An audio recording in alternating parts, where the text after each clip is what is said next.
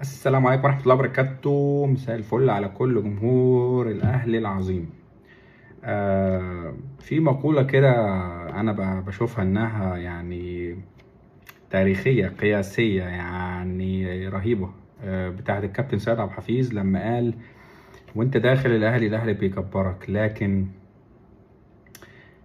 قيس نفسك وأنت خارج هتعرف مدى قيمتك أو مدى انتمائك أو مدى تقديرك أو مدى أو يعني قيمة اللي انت عملته للنادي ده وانت خارج منه.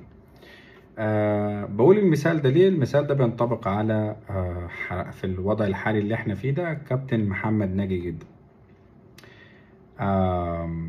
انا ما عنديش مشكلة ان حضرتك مدرب عام او مدير كورة او ايا كانت التفصيلة، ليك كل احترامك وليك كل تقديرك، وطبعا من حقك تفرح بفوز فريقك ببطولة كبيرة وقارية زي دي، ومن حقك كل حاجة. بس فكرة ان انت يعني اولا تنزل ستوري انك بتحتفل بالنادي الاهلي عشان كاس العالم وترجع تمسحها سواء بالامر المباشر او وات ايفر، بعد كده تروح منزل تويتة مش عارف غصب عن الرابطة. يا كابتن، انا معرفش انتوا يعني في فصيل كده بقاله فترة كده طالع بيصر انه يمسح تاريخه باستيكة، وكأن شيئا لم يكن، وكأنه ملبس تيشيرت الاهلي ده في يوم من الايام. براحتكم، التاريخ هو اللي بيحكم والمواقف هي اللي بتحاسب، انا مش دعوه. عندي 4 رسائل النهارده عايز اوجههم. الرساله الاولى لجمهور نادي الزمالك، والله العظيم بتكلم بجد، واظن يعني ناس كتير اتكلمت في الموضوع ده واستفاضت، بس يعني اللي خلاني حبيت اتكلم المره دي الموقف الاخير بتاع بطوله افريقيا. الناس اللي طالعه تحفل يقول لك شال الاهلي وحط الاهلي وخدها مكانه وكسب صن داونز بداله ومش عارف ايه، اهلي ايه وبتاع، انتوا بتقولوا يا جماعه؟ يا جماعه ده انا واخد 12 بطوله، لاعب 4 نهائيات من اخر 5 ولا 5 من اخر 6، انتوا بتتكلموا في ايه يا جدعان؟ انتوا بتقولوا ايه؟ انا بقع سنه برجع اخد سنتين كل حاجه بعد كده. انت حضرتك بقالك 23 سنه ما شلتهاش ما شمتهاش، ويوم ويوم ما تحضر نهائي مأجرينك في المدرج ب 200 جنيه ووجبه وتوصيل التوك توك لبيتك. انتوا ازاي كده؟ انتوا ازاي قابلين على نفسكم كده؟ طبعا مش بعمم، لان فيكم ناس محترمه وعاقله وبتفهم، وبالفعل بدأوا يفوقوا ويشتغلوا الفتره اللي فاتت دي. يا حبيبي ركز، يا بابا ركز، يا جماعه خلي بالكم من الحسابات الكبيره اللي هو المختلط ومش المختلط وكي اس ايه وزمالك ومعرفش ايه. الناس دي لجان، الناس دي شغاله بالامر المباشر، سواء طبعا ده مجلس اداره او ناس سابقين او ناس مدوره النادي من بره او خدوا بالكم، الجمهور الحقيقي لازم يفوق. يا جماعه انتوا اتاخد مكانكم فعليا، خلاص ما بقاش في كلام. مش لسه هيتاخد مكانك، لا انت مكانك خلاص اتاخد. هتقول لي مش مكاني وبتاع، خلاص براحتك، انت حر، انت موافق ومسلم وبقيت كومبارس واللي بيتقال لك بتعمله وبتنفذ كل حاجه والاسيوطي خلاص بقى يعني سوري في اللفظ راكبك من كل اتجاه وبيعمل اللي هو عايزه. عملت معاه اتفاقات ونزلت له بيانات ونازل تهنيه ومعرفش ايه، وبتسمع الكلام وبتخلي عواد يفوت ومش عارف ايه، وفي النهايه طب ادي بكره عندك ماتش نهائي الكاس، تتخيل ان هو هيسيبهولك؟ حتى لو كان متفق معاك، هو خلاص ركب ودلدل رجليه فمش هيشوفك بعد كده. وسلم لي على البيانات بقى. جمهور الزمالك النظيف الواعي اللي فاهم كوره، فاهم وعارف ومتأكد ان دي مؤامرة تدار عليه لحد ما يتم بيع النادي، مش هقول اكتر من كده.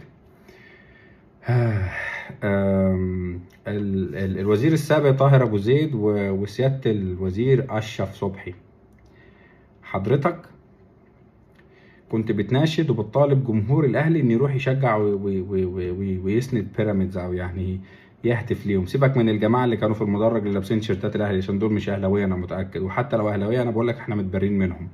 جمهور الاهلي ما بيشجعش لنفسه، جمهور الاهلي ما بيروحش غير ورا فريقه. بس انا عايز اسالكوا سؤال، حضراتكم شفتوا البوست بتاع بيراميدز بعد ما كسب او الاسيوطي؟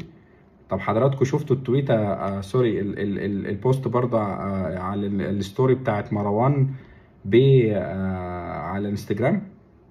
هم دول اللي انت كنت عايزني انا بكل تاريخي ومجدي وعظمتي في الكوره من 1907 لحد النهارده اروح اشجع شويه اللامؤاخذه دول عشان في النهايه يتقال عليا البقين دول، سواء من رمضان او من شريف اكرامي او من مروان او البوستات اللي نزلوها؟ عرفتوا ليه جماهير الاهلي ما بتروحش ورا حد؟ انا ما كنتش عايز افتح الموضوع بس للاسف البوستات دي خلاص لازم اتكلم. ها، ايه رايكم يا فندم؟ بكل ادب واحترام اهو، دول اللي انتوا كنتوا عايزيننا نشجعهم؟ يلا، في يعني زي ما بيقولوا كده الى مزبله التاريخ. طيب كابتن احمد شوبير، واتمنى ان حضرتك تشوف الفيديو ده. والرساله دي للكابتن احمد شوبير اللي هو بيطلع في قناه الاهلي، او احمد شوبير بالشخصيه الاولى بتاعت قناه الاهلي، احمد شوبير 2 بتاع اون ده. انا يعني مش عارف اوجه له الكلام ازاي، بس انا حابب اسال سؤال. هو حضرتك بالليل بتكون اهلاوي وبالنهار بتكون يعني محايد، ولا بتناقش الامر باي شكل؟ حضرتك شفت تويتة مروان؟ شفت تويتة شفت بوست مروان؟ شفت تويتة شريف اكرامي؟ شفت كلام رمضان صبحي؟ شفت البوست اللي نزله حساب رسمي بتاع بيراميدز نفسه وطالع الصبح تقول لي المفروض الانديه تهني بعضها وتهني بيراميدز وما اعرفش ايه؟ وده مش اول موقف يا كابتن شوبير. حضرتك راجل كبير وقامه كبيره وليك وزنك وليك اسمك وليك تاريخك، اتمنى تراجع حاجات كتير الفتره اللي فاتت كنت بتصرح بيها مش في مكانها. ده بكل هدوء واحترام يا كابتن شوبير، مش انا اللي هقول لك راجع نفسك، بس في حاجات ما ينفعش لا تطلبها من الجمهور ولا من الإدارة، واحتفظ بمكانتك وقيمتك كإعلامي كبير فقط. أشكرك يا كابتن. طبعا الجزئية اللي أنا كنت عايز ألمسها كده، طبعا شفنا ناس كتير وناس كبيرة ليها، يعني ناس ليها أسامي كبيرة على إكس هنا وبتاعت مساحات وبتاع وما أعرفش إيه، وإعلاميين ويوتيوبرز وبتاع، مسكوا جده سلخوه، اتسلخ، اتفرم. بس ليه؟ هقول لك ليه. عشان جده ملوش مصلحة، مفيش منه مصلحة، ما عندهوش ظهير جماهيري، ومش هيفيدني بأي شكل من الأشكال. لكن كابتن أحمد شوبير رغم إنه يعني راح في نفس الاتجاه، بس حضراتكم طبعا ما فيش واحد فيكم كتب كلمة حتى ما جبتوش سيرته. ليه؟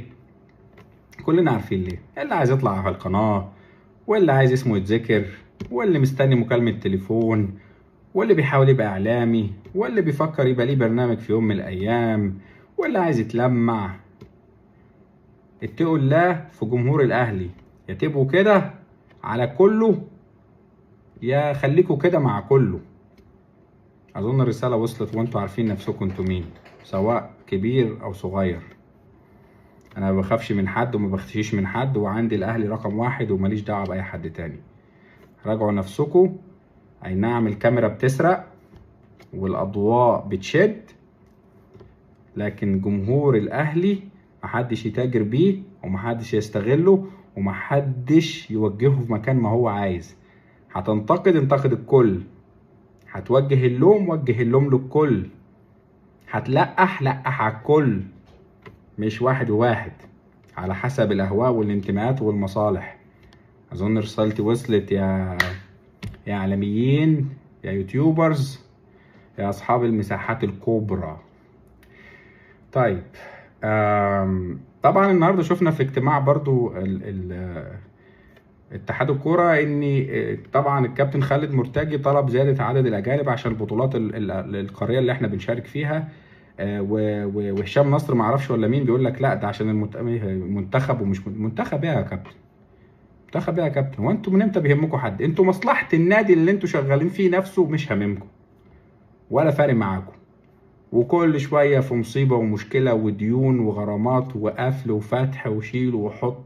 تتهرج انت بتشتغل نفسك يا ابني. روح قول للي مشغلك واللي بعتك تقول الكلمتين دول: انت افشل وافسد بني ادم جه على وجه الارض مسك الرياضة المصرية ببساطة.